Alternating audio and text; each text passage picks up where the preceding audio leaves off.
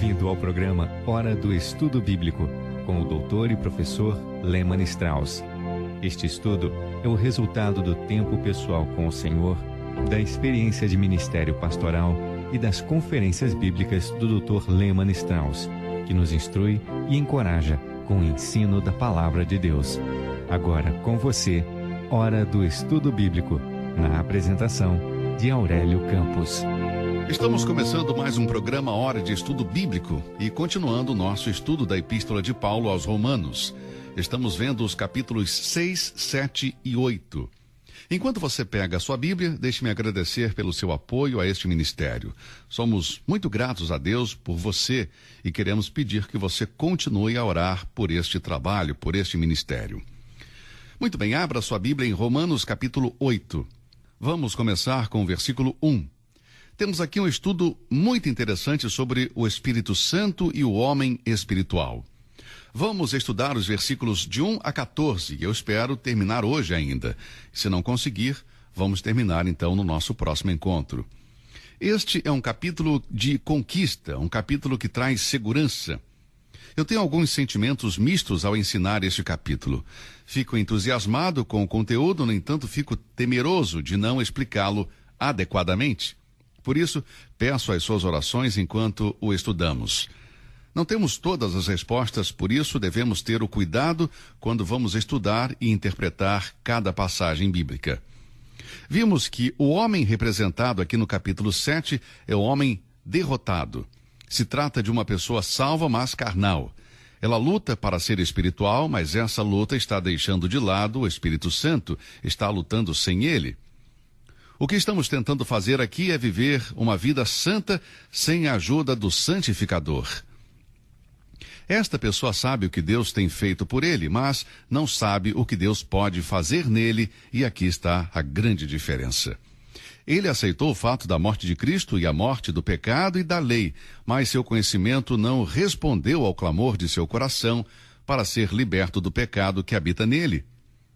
Ele sabe que está justificado, mas lhe falta uma intimidade com Deus justificador. Essa é a diferença. Algumas pessoas sabem sobre a salvação, mas não conhecem o Salvador. Eles ouviram sobre o Espírito Santo, mas não o conhecem. Eles sabem sobre Deus, mas não o conhecem. Paulo sabia algo sobre a bênção da salvação, mas não sabia muito sobre o Salvador. O homem descrito no capítulo 8 é um homem vitorioso. Não é o homem natural do capítulo 7, versículos de 7 a 13, ou o homem carnal de Romanos 7, versículos 14 a 25, mas sim o homem espiritual. Este homem não deve ser comparado com os israelitas que estavam no Egito ou com aqueles que morreram no deserto, mas com aqueles que entraram na terra prometida e desfrutaram suas bênçãos. Quando Deus tirou os israelitas do Egito, foi com a intenção deles entrarem na terra prometida para não passearem no deserto. Alguns de nós, crentes, temos estado no deserto por muito tempo. É hora então de seguir em frente, para não perecer aqui e perder as bênçãos de tudo o que Deus tem para nós através da nossa redenção em Cristo. Então, vamos colocar os sapatos e vamos começar a marchar. Bem, a terra prometida do Antigo Testamento tem sido interpretada e aplicada erroneamente. Temos muitas canções sobre atravessar o Jordão rumo à terra prometida que fazem comparação com a morte. Bem, deixe-me dizer uma coisa, isso não é verdade. Para o cristão, atravessar o Jordão para ir para a terra prometida não significa a morte. Atravessar o Jordão rumo à terra prometida significa entrar nas bênçãos da vida cristã aqui e agora. Atravessar o Jordão e ir para a terra prometida é a experiência presente do crente. Isto é o que Deus quer para todos nós. Bem, um leitor cauteloso vendo estes versículos de Romanos 8 percebe palavras repetidas. Temos várias repetições das palavras carne e espírito. Carne e espírito. Creio que é muito importante compreender a forma como essas palavras são usadas a fim de compreender bem a passagem. Afinal, um capítulo é feito de versículos, e os versículos são compostos de palavras. E se não entendermos o significado das palavras, nunca vamos entender o significado do versículo e, portanto, não vamos compreender o significado do capítulo onde o versículo aparece. Por isso, é muito importante entender o significado das palavras. A primeira palavra é carne. Às vezes, Paulo usa a palavra literalmente, por exemplo, quando ele fala da circuncisão na carne, Romanos 8:28, mas aqui, assim como em outros lugares, ele usa a palavra carne para a natureza humana em seu estado debilitado. A natureza humana, sem o Senhor Jesus Cristo, é fraca e vulnerável ao pecado. Por exemplo, no capítulo 8, versículo 5, inclinam-se para as coisas da carne. E viver segundo a carne, no versículo 13, significa viver dominado pelos desejos da velha natureza caída em nós, em vez de uma vida dominada pelos desejos do Espírito Santo, que também está em nós. O verdadeiro Filho de Deus, que vive segundo a carne, não é necessariamente alguém que se envolve em pecados sexuais. A Bíblia nos dá uma lista de pecados da carne. O primeiro é o adultério, mas também inclui a prostituição, impureza, lascívia, idolatria, feitiçaria, inimizades, porfias, imulações, iras, pelejas, dissensões, heresias, invejas, homicídios, bebedices, glutonarias e coisas semelhantes a estas. Gálatas 5, versículos de 19 a 21. A carne para Paulo não era algo físico, mas a natureza corrupta do homem. Dr. Scrooge certa vez disse: para o crente ela morreu na cruz, mas a morte foi judicial, não real. Se a velha natureza que herdamos da queda morreu em nós quando nos convertemos, os primeiros 17 versículos de Romanos 8 não fazem sentido. Portanto, se a velha natureza morreu, não haveria conflito. Toda pessoa não regenerada tem somente uma natureza, a natureza caída herdada de Adão, a natureza pecaminosa de Adão. Em todo crente há duas naturezas, a velha natureza herdada de Adão e a nova natureza recebida do novo nascimento. 2 Pedro capítulo 1, versículo 4 diz que todo crente é participante da natureza divina. Esse é o significado da palavra carne, a velha natureza herdada de Adão. Agora vamos ver a segunda palavra, espírito. Neste capítulo de Romanos, a palavra espírito aparece pelo menos 18 vezes. Esta é a chave para uma vida cristã vitoriosa. O Espírito Santo é a resposta a esta pergunta: quem me livrará? Podemos observar que a palavra espírito é um termo novo quando chegamos ao capítulo 8. Somente é usada em Romanos em relação ao crente no capítulo 5, quando Paulo diz aos justificados no versículo 5, pelo Espírito Santo que nos foi dado. Mas a partir desse ponto até agora, nada foi dito sobre a obra do Espírito na vida do crente para lhe trazer a vitória sobre o pecado. Aqui nos deparamos com o fato de que o Espírito Santo é o nosso fator que motiva o crente e o liberta do poder do pecado. Romanos 8, versículos 1 a 14, continua com o tema de santificação de um modo geral, desde o capítulo 5. A palavra santificar significa separar para um uso específico ou santo, João 17, 19. A Bíblia nos ensina sobre dois aspectos da santificação: a santidade posicional e a santidade prática. A santificação posicional vem em primeiro lugar na ordem divina. A santificação posicional é a obra do Espírito Santo que separa o crente quando ele é regenerado. Nesse sentido, todos que são salvos são santificados. 1 Coríntios 1, versículo 2, 1 Coríntios 6, versículo 11, Hebreus 10, versículo 10. Todo indivíduo que é salvo foi santificado posicionalmente, obra realizada inteiramente através da redenção de Cristo no Calvário e pelo poder do Espírito. Todo crente em Cristo, no momento em que tomou uma decisão, foi separado para a eternidade de uma vez para sempre. Santificação posicional, então, é o resultado da obra que Cristo fez por nós.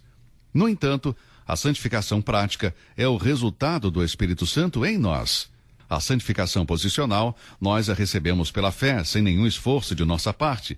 Mas a santificação prática, somos chamados a cooperar com o Espírito Santo. Nós nos santificamos a nós mesmos. Assim deve ser a vida cristã. Existe uma responsabilidade da nossa parte. Vimos no capítulo 7, versículos 14 a 25, o uso constante dos pronomes pessoais, porque o homem carnal é dominado pela velha natureza, pelo simples fato de que ele continua olhando para si mesmo. Ele tenta com todas as suas forças, mas não consegue. Continua tentando com suas próprias forças, mas quanto mais luta, mais fraco fica. Mas no capítulo 8 encontramos a terceira pessoa da Trindade, e nós aprendemos que uma vida santa é possível. No capítulo 8, há pelo menos 18 referências ao Espírito Santo, enquanto no capítulo 7 não é mencionado sequer uma vez. Isso é muito importante. Existe um porquê para esse fenômeno. Aqui temos a diferença entre um crente derrotado e um crente vitorioso. Existe uma responsabilidade da nossa parte. Vimos no capítulo 7, versículos 14 a 20, o uso constante de pronomes pessoais, porque o homem carnal é dominado pela velha natureza, pelo simples fato de que ele continua olhando para si mesmo. Ele tenta com todas as suas forças, mas não consegue. Continua tentando com suas forças, mas não consegue. Quanto mais luta, mais fraco fica. Mas no capítulo 8 encontramos a terceira pessoa da Trindade, e nós aprendemos que uma vida santa é possível. No capítulo 8, há pelo menos 18 referências ao Espírito Santo, enquanto no capítulo 7 não é mencionado sequer uma vez. Isso é muito importante. Existe um porquê para esse fenômeno. Aqui temos a diferença entre um crente derrotado e um crente vitorioso.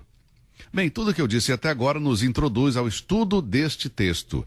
Eu vou dar um breve esboço e espero ajudá-los a ver claramente algumas grandes verdades que aparecem neste capítulo. Primeiro, vamos ver a provisão sobre o crente. Capítulo 8, versículo 1 diz: portanto, agora nenhuma condenação há para os que estão em Cristo Jesus. Esta maravilhosa provisão, que é a nossa libertação da condenação, depende inteiramente da obra consumada de Cristo na cruz e não da nossa maneira de viver. Não é fácil convencer o incrédulo que ele não necessita de nenhum esforço próprio para ser salvo. Ele busca a salvação por seus próprios esforços e meios, com suas próprias forças. Você diz isso para ele, mas nada acontece porque ele não quer aceitar esta realidade. Ele não entende isso. Mesmo alguns de nós, crentes, às vezes buscamos reconhecimento pela nossa fé, mas não podemos fazer com que a nossa segurança dependa do nosso viver. Nossa segurança não depende da nossa condição, mas sim da nossa posição em Cristo. A provisão, portanto, consiste de que não há condenação. E por quê? Bom, primeiro, o Senhor Jesus prometeu que todos os que creem nele não entrariam em condenação. Ele disse isso em João 5, versículo 24. Na verdade vos digo que quem ouve a minha palavra e crê naquele que me enviou tem a vida eterna e não entrará em condenação, mas passou da morte para a vida. Depois, em João 3,18, lemos: quem crê nele não é condenado. A razão dada em Romanos, embora expressada de forma diferente pelo Senhor, é a mesma. Podemos ver isso quando Paulo usa a palavra condenação no capítulo 5, versículos 16 e 18. Aqui vemos um contraste entre a condenação que veio através de Adão e a justificação que veio através de Cristo. Não há nenhuma condenação para o crente, uma vez que ele foi liberto da lei. A condenação mencionada em Romanos 8:1 é simplesmente uma outra forma de descrever a ira de Deus, a condenação ou juízo sobre incrédulos, como vemos em João 3,18. Quem crê nele não é condenado, mas quem não crê já está condenado, porquanto não crê no nome do unigênito Filho de Deus. E no versículo 36 lemos: aquele que crê no Filho tem a vida eterna, mas aquele que não crê no Filho não verá a vida, mas a ira de Deus sobre ele permanece. Depois, em João 3,18, lemos: quem crê nele não é condenado. A razão dada em Romanos, embora expressada de forma diferente pelo Senhor, é a mesma. Podemos ver isso quando Paulo usa a palavra condenação no capítulo 5, versículos 16 e 18. Aqui vemos um contraste entre a condenação que veio através de Adão e a justificação que veio através de Cristo. Não há nenhuma condenação para o crente, uma vez que foi liberto da lei. A condenação mencionada em Romanos 8:1 é simplesmente uma outra forma de descrever a ira de Deus, a condenação ou juízo sobre incrédulos. João 3,18 diz: quem crê nele não é condenado, mas quem não crê já está condenado, porquanto não crê no nome do unigênito Filho de Deus. E no versículo 36 lemos: aquele que crê no Filho tem a vida eterna, mas aquele que não crê no Filho não verá a vida, mas a ira de Deus sobre ele permanece. Nenhuma condenação. Sublinha aí o versículo 1 de Romanos 8. Nenhuma condenação. Esta é a maravilhosa provisão de Deus para todo aquele que recebe seu Filho, o Senhor Jesus Cristo. Se você é nascido de novo, é impossível Deus o condenar. E por quê? Por causa de sua posição como crente. Bem, o nosso primeiro ponto foi: a provisão para o crente. Nenhuma condenação há para os que estão em Cristo Jesus. E por quê? Por causa da posição do crente. O crente está em Cristo, você e eu. Estamos onde a condenação já aconteceu. Condenação já não pode fazer nada para nós. Em Cristo, essa é a nossa posição. E em Cristo não há condenação. Romanos 8:1. Não há separação. Romanos 8:39. Porque assim como todos morrem em Adão, assim também todos serão vivificados em Cristo. 1 Coríntios 15:22. Estar em Cristo significa estar livre da ira. Quando uma pessoa recebe a Cristo pela fé, torna-se parte de uma união. Esta é a nossa vida. 1 João 5:12 diz: aquele que tem o Filho tem a vida. Estas palavras de Cristo referem-se à situação legal do crente. Através de uma ação judicial, Deus, em sua soberana graça e misericórdia, considera o pecador crente um com Cristo. Isto independentemente de qualquer esforço por parte do indivíduo, independente de qualquer obediência legal. A fé nos faz um com Cristo. 1 João 4:17 diz: porque qual ele é, somos nós também neste mundo. E como ele é agora? Livre da condenação. Ele já morreu na cruz. Porque qual é ele, somos nós também neste mundo. O que é verdade sobre Cristo se torna representativamente real em nós. Quando a ira de Deus esteve sobre a cruz, ela veio sobre todos os que creem nele também. Romanos 6:3 diz: ou não sabeis que todos quando fomos batizados em Jesus Cristo, fomos batizados na sua morte? Cristo suportou a ira e condenação do Deus Todo-Poderoso durante a sua morte, e agora está sentado à direita do Pai. Está além do alcance da condenação. Porque qual ele é, somos nós também neste mundo. Quando Cristo morreu na cruz, Deus contou como morto todo aquele que crê nele. Judicialmente falando, o que aconteceu com o nosso representante, o Senhor Jesus Cristo, aconteceu conosco também. Ele é a cabeça, nós somos os membros do seu corpo, e o que é verdade para a cabeça também é para o corpo. Como crente sincero em Cristo, eu não espero ser trazido novamente sob condenação. Eu já me encontrei com Deus no Calvário na pessoa de Cristo, o meu substituto. A minha posição nele me garante estar livre da condenação. A união com Cristo é a experiência de toda pessoa salva. Portanto, não há condenação. O cristão tem a mesma posição que o próprio Cristo diante de Deus. Lembre-se que as palavras nenhuma condenação há não descrevem seu estado presente, mas permanente. Esta é a bênção de estar em Cristo. Agora em Romanos 8:2 temos o terceiro ponto do nosso esboço. O poder no crente. Paulo diz: porque a lei do Espírito de vida em Cristo Jesus me livrou da lei do pecado e da morte. O capítulo 7 mostra a fraqueza do homem. Sem a intervenção divina, por seus próprios meios, o homem é vítima da fraqueza moral. Esta falência espiritual foi causada pela lei, um princípio ou poder em seus membros, como vemos no versículo 23 do capítulo 7. Mas vejo nos meus membros outra lei, que batalha contra a lei do meu entendimento e me prende debaixo da lei do pecado que está nos meus membros. Agora, o homem descobre uma outra lei chamada lei do Espírito de vida. Sublinha aí na sua Bíblia, esta é a quarta lei. Vimos 3 leis no capítulo 7 e aqui temos a quarta lei, a lei do Espírito de vida em Cristo Jesus. E que bendita verdade, porque agora estamos em Cristo.